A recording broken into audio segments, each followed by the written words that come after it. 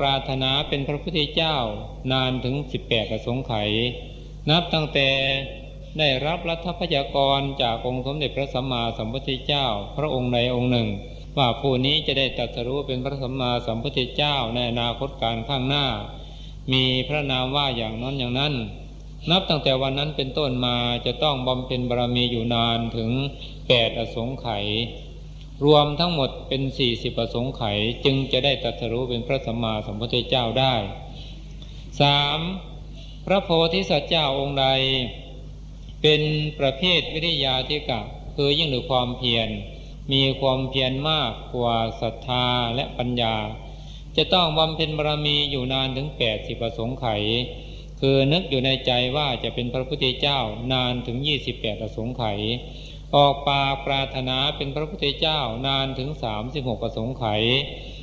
นับตั้งแต่ได้รับรัฐพยากรณ์จากองค์สมเด็จพระสัมมาสัมพุทธเจ้ามาว่าผู้นี้จะได้ตรัสรู้เป็นพระพุทธเจ้าในอนาคตการข้างหน้านับตั้งแต่วันนั้นเป็นต้นมาจะต้องบำเพ็ญบารมีอยู่นานถึง16อสงไขยรวมทั้งหมดเป็น80อสงไขยจึงจะได้ตรัสรู้เป็นพระสัมมาสัมพุทธเจ้าได้และพระโพธิสัตว์เจ้าดังกล่าวมาแล้วนี้ท่านก็แยกเป็น2ประเภทคือประเภทอนิยตโพธิสัตว์แล้วก็ประเภทนิยตโพธิสัตว์อนิยตโพธิสัตว์นี้ยังมีคติไม่แน่นอนคือยังไม่มีพระพุทธเจ้าองค์ใดองค์หนึ่งพยากรณ์ว่าจะได้เป็นพระพุทธเจ้าในอนาคตการข้างหน้าอย่างโน้นอย่างนี้มีคติยังไม่แน่นอนสามารถเปลี่ยนคำอธิษฐานได้สามารถเปลี่ยนจิตเปลี่ยนใจได้แต่ถ้าประเภทนิยตโพธิสัตว์นั้นมีคติอย่างมั่นคงมีคติอย่างแน่นอนโดยที่ได้รับรัฐพยากรณ์จากสำนักขององค์สมเด็จพระสัมมาสัมพุทธเจ้าแล้วว่าจะได้ตรัสรู้เป็นพระพุทธเจ้าในวันข้างหน้าพระโพธิสัตว์ประเภทนี้เปลี่ยนไม่ได้เพราะอย่างไรเพราะว่าวาจาของพระพุทธเจ้านั้นเป็นพระวาจาสิทธิ์ใครจะมาเปลี่ยนคำพูดของพระพุทธเจ้านั้นเปลี่ยนไม่ได้เมื่อพระองค์ทรงตรัสไว้อย่างไรแล้วก็เป็นอย่างนั้นถ้าพระองค์ทรงตรัสว่าผู้นี้จะได้เป็นพระพุทธเจ้าในวันข้างหน้าผู้นี้จะได้บรรลุเป็นพระอรหันต์ในวันข้างหน้าตัวอย่างพระองค์ทรงพยากรณ์พระอานนท์นี่ว่าพระอานนท์จะได้บรรลุเป็นพระอรหันต์ในวันทำปฐมสังขายนา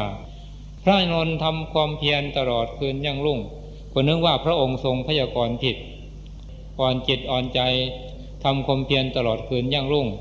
เมื่ออ่อนจิตอ่อนใจแล้วก็เอนหลังลงเพื่อจะพักผ่อนหลับนอนในขณะที่เอนหลังลงไปนั้นศีรษะยังไม่จดพื้น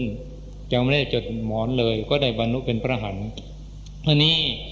เป็นอันยืนยันได้ว่าพระวาจาของพระองค์นั้นเป็นพระวาจาสิทธิ์พระองค์ทรงตรัสอย่างไรก็เป็นอย่างนั้นเช่นพระองค์ทรงตรัสว่าพระเจ้าสุปพุทธะที่ตันทางโคจรบิณฑบาตของพระพุทธเจ้าจะถูกพระธรณีสูบในปราสาท7ชั้นล่างนับตั้งแต่วันนี้เป็น7วันจะถูกพระธรณีสูบเมื่อถึงวันที่พระองค์ทรงกำหนดไว้แม้ว่าพระเจ้าสุปพุทธะจะทำพิธีป้องกันอย่างไรก็ไม่ฟังต้องถูกธรณีสูบจนได้นี่แหละท่านทั้งหลายพระโพธิสัตว์ประเภทนิยตโพธิสัตว์นี้แก้ไขไม่ได้เปลี่ยนแปลงไม่ได้ต้องหน่อยบำเพ็ญบารมีไปจนครบสมบูรณ์แล้วก็ได้ตรัสรู้เป็นพระสัมมาสัมพุทธเจ้าแต่วันนี้พวกเราทั้งหลายมานั่งรวมกันอยู่ในสถานที่นี้เราทั้งหลายแม้ว่าจะไม่ได้พบองค์สมเด็จพระสัมมาสัมพุทธเจ้าแต่ว่าเราได้พบพระธรรมวินัยอันเป็นคำสั่งสอนของพระองค์ท่านก็เท่ากับว่าเราได้พบพระพุทธเจ้าเพราะเหตุไรเพราะเหตุว่าก่อนจะปรินิพพานเพียงเล็กน้อยพระองค์ทรงตรัสว่าดูก่อนภิกษุทั้งหลายเมื่อใดเราตถาคตปรินิพพานไปแล้วพระธรรมก็ดีพระวินัยก็ดีที่เราตถาคตได้ตรัสไว้แล้วได้แสดงไว้แล้วนั่นแหละจะเป็นศาสดาของพวกเธอทั้งหลายคือพระองค์ไม่ได้ทรงแต่งตั้งให้ผู้ใดผู้หนึ่งทำหน้าที่แทนพระองค์คือแต่พระองค์ทรงเอาพระธรรมวินัยที่พระองค์ทรงประกาศแล้วตรัสไว้แล้วนั่นแหละเป็นศาสดาแทนพระองค์สืบมาจนตราบเท่าถึงทุกวันนี้และบัดนี้พระธรรมวินัยอันเป็นคำสั่งสอนของพระองค์ท่านก็ยังสมบูรณ์ทั้ง 84,000 พระธรรมขันธ์พระคาถาธรรมเหล่าใดอันเป็นเหตุเป็นปัจจัยให้ผู้ปฏิบัติได้บรรลุอริยมรรคได้ผลเช่นสติปัฏฐาน4สมปัฏฐาน4อิทธิบาท4อินทรีย์5พละ5โพ ชฌงค์7อริยมรรคมีองค์8ประการก็ยังสมบูรณ์อยู่ทุกประการเหตุนั้นพวกเราทั้งหลายที่ได้มีโอกาสมาบรรพชาอุปสมบทมาบวชในพระศาสนามีโอกาสได้มาเจริญสมถภาวนาและวิปัสสนาภาวนานี้ก็นับว่าเราได้พบของหายากประการที่สอง 3. ปัปปชิตาภาโวจะทุลโภการที่บุคคลได้เกิดขึ้นมาเป็นมนุษย์พบพระพุทธศาสนาแล้วจะได้มีโอกาสมาบวชในพระพุทธศาสนานั้นก็ยากนักยากหนาเพราะเหตุไรเพราะเหตุว่าผู้ที่จะมาบวชในพระพุทธศาสนาได้นั้นต้องอาศัยเหตุปัจจัยที่ตนได้สั่งสมอบรมไว้ในภพก่อนชาติก่อนแล้วก็ประกอบด้วยเหตุสิ่งแวดล้อมในปัจจุบันนี้ประกอบกันจึงจะมีโอกาสบวชได้บางท่านมีความประสงค์อยากจะบวชแต่สิ่งแวดล้อมในปัจจุบันไม่เอื้ออำนวยก็บวชไม่ได้หรือบางท่านสิ่งแวดล้อมในปัจจุบันเอื้ออำนวยยินดีที่จะให้บวชแต่เรากลับไม่มีภาษาทัศธาในการที่จะบวชในพระพุทธศาสนาอันนี้ก็บวชไม่ได้แต่พวกเราทั้งหลายที่ได้นั่งรวมกันอยู่นี้นับว่าเราทั้งหลายได้สั่งสมอบรมบุญกุศลไว้ในปุเรกชาติมากจนล้นฟ้าล้นดินจึงได้มีโอกาสมาบวชในพระพุทธศาสนาการมาบวชในพระพุทธศาสนาในขณะนี้ของเราท่านทั้งหลายก็นับว่าเราได้พบของหายากประการที่สามประการที่สี่วิปัสสนาภาโวจะทุลโภการที่บุคคลเกิดขึ้นมาเป็นมนุษย์พบพระพุทธศาสนาแล้วหรือว่ามีโอกาสได้มาบรรพชาอุปสมบทในพระพุทธศาสนาแล้วจะได้มีโอกาสเจริญวิปัสสนาภาวนานั้นก็เป็นของหาได้ยากท่านทั้งหลายลองนึกดูสิว่ารอบตัวของเราสมมติว่าภายในหมู่บ้านของเรานั้นแหละผู้ที่ได้เจริญวิปัสสนาภาวนานั้นมากน้อยแค่ไหนเพียงไรหรือว่าภายในตำบลของเราผู้ที่ได้เจริญวิปัสสนาภาวนามากน้อยแค่ไหนเพียงไร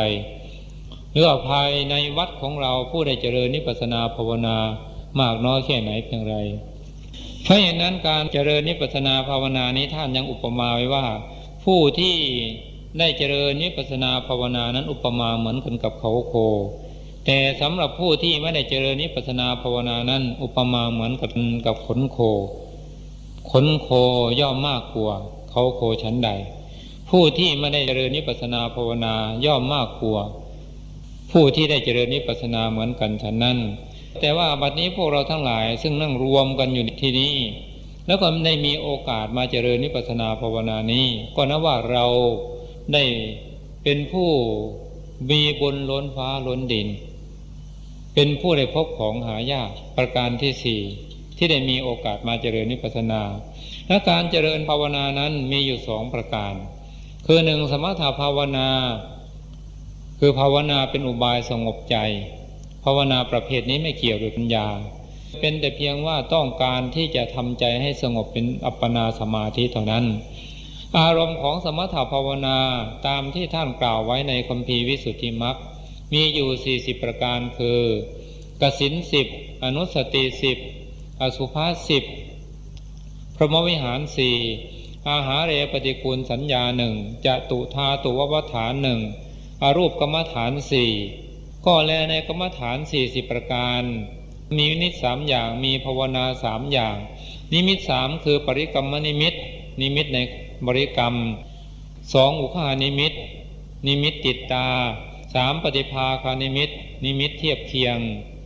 ปริกรรมนิมิตและอุคหานิมิตทั้งสองอย่างนี้ได้ทั่วไปในกรรมฐานทั้งสิ้นแต่ปฏิภาคานิมิตนั้นได้เฉพาะในกรรมฐาน22ประการคือกสิณ10อสุภา10กายาคตาสติ1อานาปานสติ1เหล่านี้ย่อมเป็นเหตุเป็นปัจจัยให้ได้ปฏิภาคานิมิต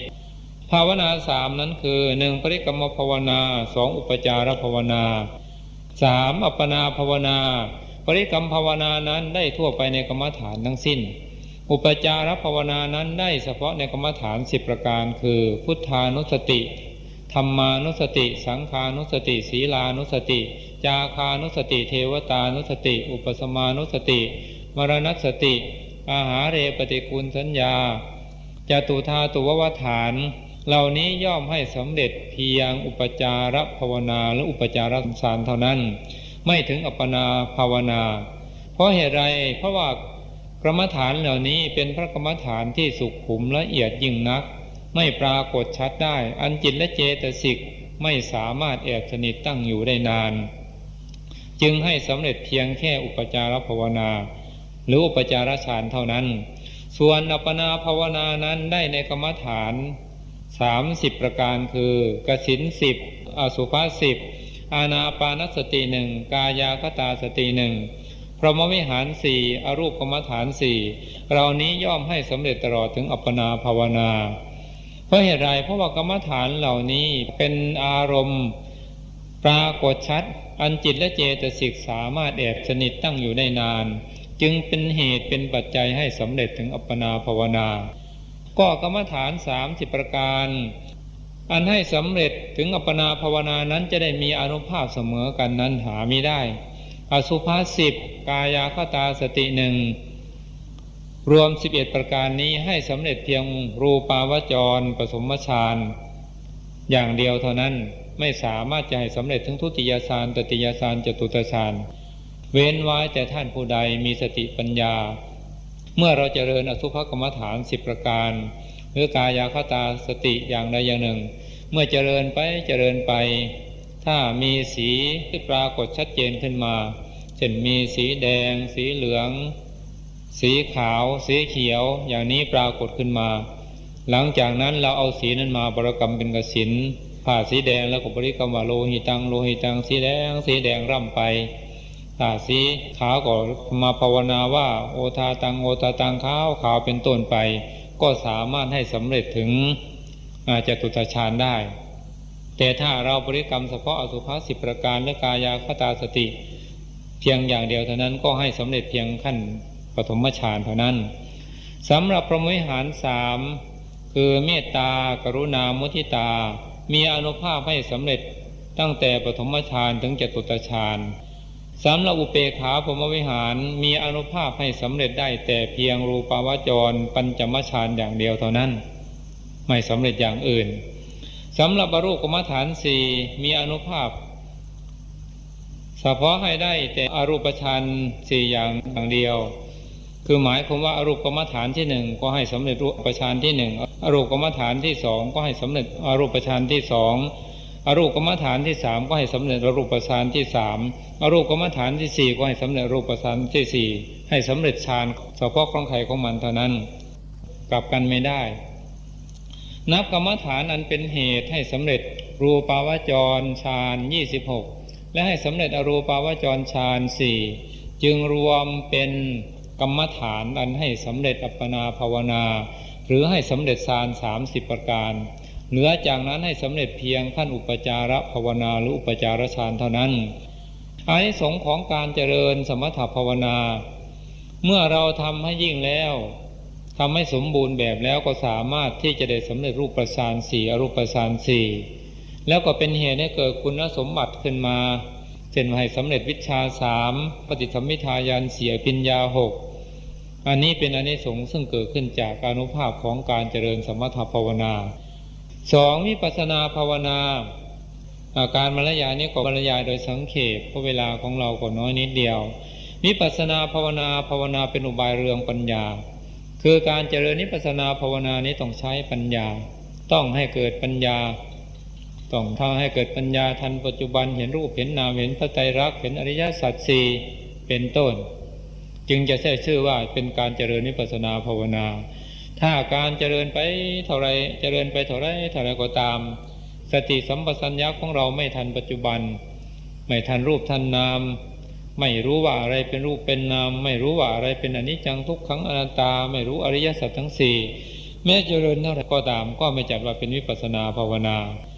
อารมณ์ของวิปัสสนาภาวนานั้นคือขันธ์5อายตนะ12ธาตุ18อินทรีย์22ปฏิจจสมุปบาทอันนี้เป็นอารมณ์ของวิปัสสนาภาวนาแต่เมื่อสรุปลงแล้วก็ได้แก่รูปกับนามนั่นเองย่นเข้าในเวลาประพฤติปฏิบัติก็ได้แก่อาการของอาการยุบเป็นต้นนี้เป็นอารมณ์ของวิปัสสนาภาวนาที่การเจริญวิปัสสนาภาวนาอานิสงส์ของการเจริญวิปัสสนาภาวนานั้น ย่อมเป็นเหตุเป็นปัจจัยให้รู้แจ้งแทงตลอดซึ่งสภาวะความเป็นจริงของธรรมชาติคือสิ่งใดมีอยู่เป็นอยู่อย่างไรก็สามารถที่จะรู้สิ่งนั้นตามธรรมชาติของมันเช่นเรารู้สังขารทั้งหลายทั้งปวงที่มีใจครองก็ดีไม่มีใจครองก็ดีเราก็จะรู้ว่าสังขารทั้งหลายทั้งปวงเหล่านี้มันตกอยู่ในกฎของไตรลักษณ์คืออนิจจังไม่เที่ยงเกิดขึ้นมาแล้วดับไปเป็นทุกขังทนอยู่ไม่ได้เกิดขึ้นมาแล้วดับไปเป็นอนัตตาบังคับบัญชาไม่ได้เกิดขึ้นมาแล้วก็ดับไปเหล่านี้เป็นต้นอันนี้พูดโดยย่อที่การรู้สภาวธรรม